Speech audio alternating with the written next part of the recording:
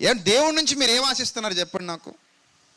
ఇక్కడ చాలామంది ఉన్నారు కదా, ఏం ఆశిస్తున్నారు దేవుడి నుంచి మీరు? అవసరాలు మాత్రమేనా తీర్చాల్సింది?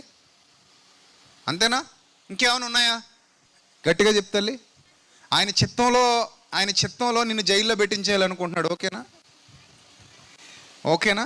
జైల్లో పెట్టించేయాలనుకుంటున్నాడు నిన్ను. జీవితాంతం జైల్లోనే ఉండాలి నువ్వు, బయటికి రాకూడదు చచ్చిపోయేంత వరకు.